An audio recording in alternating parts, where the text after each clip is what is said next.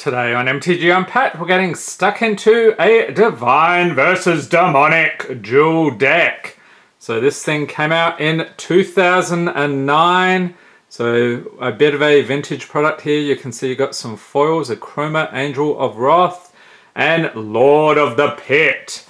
Okay, so what do we have here? An endless war rages in the heavens, yada yada yada. And these ready to play 60 card decks showcase some of the best Magic cards the Forces of Light and Dark have to offer.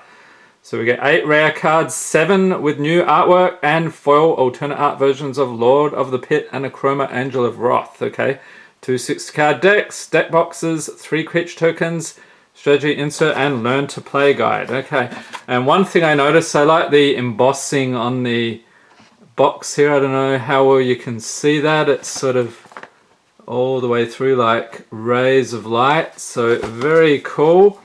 Let's get stuck into it. So this box set me back about 120 bucks. So not cheap at all, but the things I do for the channel, hopefully you'll be entertained. Let's see. Oh, okay, so I probably should have opened that up from the other end. All right, lesson learned. I think I usually do it the other end. I'm like, why do I do that? Okay, because you can't open it the other way. So now we will get stuck into it. Okay, so one deck there, another one, and a whole bunch of stuff in the back. I think that's everything. I like the way everything is in its own little compartments. Okay, so we get some deck boxes here. Divine, very cool, and Demonic. All right, so before we look at the decks, let's check out these little flyer things here.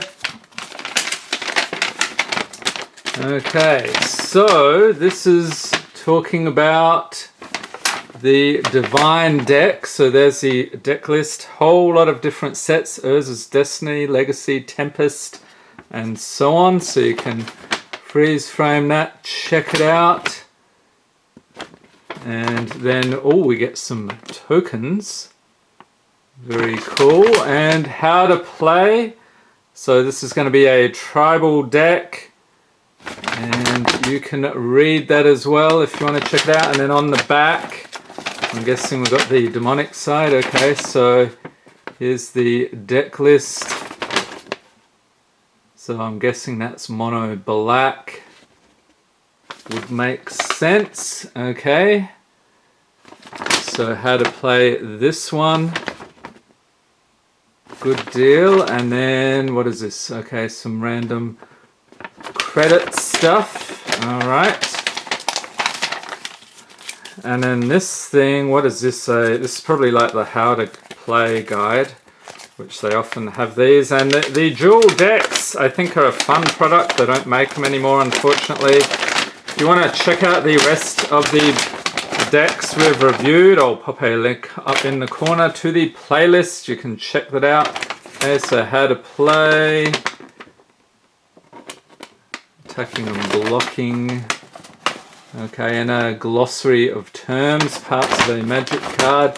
So this is all pretty standard stuff that they have. And then on the back, you are a planeswalker. What you need. Okay, so a deck, lots of cards. Talking about the colors, the 5 colors of mana. Advanced deck building. I'm sure it's not that advanced, but there we have it. All right, so enough about this. We've wasted enough time looking at the inserts. Let's check out the decks themselves. And have you played these back in the day? What did you think? And this is like a little brick. Sealed up so tight. Hope I don't damage the cards. Hopefully I can get that in there. All right, peel that off. And we will take a look first at the Angelic deck here. So what I like to do, well, let's look at the foil first, and then we'll look at the mana base. Okay, so we have a Chroma Angel of Wrath. Legendary creature, angel, 6/6 for 8 mana. With flying, first strike, vigilance, trample, haste, protection from black and from red. Which I think is going to come in very handy, and it's a mythic. Okay, so there is the foil there. And we'll try to grab the lands. Okay, so we have how many planes? Okay, 24, unless I miscounted. Also get a couple of non-basic lands. We've got Secluded Steppe, comes into play tapped. Tap it for white, cycle it for white. So 2 of those. Okay, and now let's take a look at the deck. So what do we have? Marble Diamond, artifact for 2, comes into play tapped. You can tap it for white. Okay, so artifact tap for mana. 2 of those. Angel's Feather, another artifact for 2. Whenever a player plays a white spell, you may gain 1 life. Okay, so life gain as you'd expect for a white deck. Righteous Cause, enchantment for 5. Whenever a creature attacks, you gain 1 life. There we are again. Serra's Embrace, enchantment aura for 4. Enchant creature, enchanted creature gets +2/+2 and has flying and vigilance. Okay, so flying is another one. Faith's Fetters. Look at that artwork. This guy's like, yes, I have the power. Enchantment aura for 4. Enchant permanent. When Faith's Fetters comes into play, you gain 4 life. And enchanted permanents, activated abilities can't be played unless are mana abilities. If enchanted permanent is a creature, it can't attack or block. Okay, so good way to lock up those other creatures. Angelic Benediction, enchantment for 4, has Exalted, so whenever a creature you control attacks alone, that creature gets +1/+1 until end of turn. Whenever a creature you control attacks alone, you may tap target creature. So some very cool artwork on that one. So there's a lot of one-offs here, so I think you'd get a lot of variety in your games. Serra's Boon, enchantment aura for 3. Enchant creature, enchanted creature gets +1/+2 as long as it's white. Otherwise it gets -2/-1. Okay, ooh, that's nice. Otherworldly Journey, instant arcane. What is that for 2? If you know what that's about, leave a note in the comments. Remove target creature from the game. At end of turn, return that card to play under its owner's control with a +1/+1 counter on it. Okay, so you can bounce your card off, probably take advantage of ETB effects. Pacifism, enchantment aura for 2. Enchant creature, enchanted creature can't attack or block. Another one of these. Angel Song, instant for 2. Prevent all combat damage that will be dealt this turn. You can cycle it for 2. Healing Salve, instant for a single white. Choose one target player, gains 3 life, or prevent the next 3 damage that will be dealt to a target creature or player this turn. Rare Dawnbringer. Okay, nice rare here. Legendary creature, angel, 4/6 for 9. Holy cow. With flying at the beginning of your upkeep, you may return target creature card from your graveyard to play.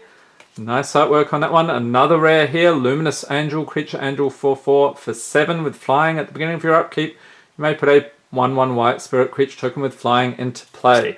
So I'd expect to see some of those tokens shortly. They usually have them near the back of the deck. Twilight Shepherd, another rare. Creature angel, 5/5 for 6 with flying and vigilance. So when it comes into play, return to your hand all cards in your graveyard put there from play this turn. Nice. And this Persist ability, when this creature is put into a graveyard from play, if it had no -1/-1 counters on it, return it to play under its owner's control with a -1/-1 counter on it. Okay, Serra Angel, the classic creature angel, flying vigilance, 4/4 for 5. Okay, and what is the artwork you prefer on this one? I've done a whole heap of different variants over the years. Oh, loving the artwork in this one. Angel of Mercy, creature angel, 3/3 for 5 with flying. When it comes into play, you gain 3 life. So we get a couple of those. Sustainer of the Realm, creature angel, 2/3 for 4 with flying. So whenever it blocks, it gets +0/+2 until end of turn. So a couple of those. Serra Advocate, creature angel, 2/2 for 4 with flying. Tap. Target attacking or blocking creature gets +2/+2 until end of turn. So we get a couple of those. What a surprise! Another angel. Angelic Protector, 2/2 for 4 with flying. So when it becomes target of a spell or ability, it gets +0/+3 until end of turn. Venerable Monk. Look at this guy. He's having a bit of a think or meditation or something. Creature, human, monk, cleric, 2/2 for 3. So when he comes into play, you gain 2 life. More life gain, alright. Charging paladin, 2/2 for 3. Whenever it attacks, it gets +0/+3 until end of turn. So a lot of these are pumping themselves up with the toughness, so they're more resistant to attacks. 2 of those, Angelic Page. 1/1 for 2, so it's a creature, angel, spirit with flying. Tap, target attacking or blocking creature gets +1/+1 until end of turn. 2 of those, Acacian Priest. Creature, human, cleric, 1/1 for a single white. Pay 1 and 2 white. Target creature gets +1/+1 until end of turn. Okay, a couple of those guys. And a spirit token. 1/1 with flying. Not a double-sided. Okay, so I would expect to see a few more tokens in the other deck. So let's rearrange things here and get stuck into this one. So which of these would you prefer? Do you traditionally play white or do you play black in Magic? Leave a note in the comments. I'm really nervous about damaging this. This is a little problem in this product, I believe, because you got to dig into the cards to pretty much get into it. So there we go, finally. And then there's probably no, there's not even, usually they have a little pull tab on them, but this one is like wrapped tight. Okay, so not really liking that too much. Bits of plastic everywhere. Let's check out the foily goodness here. Whoa, look at that.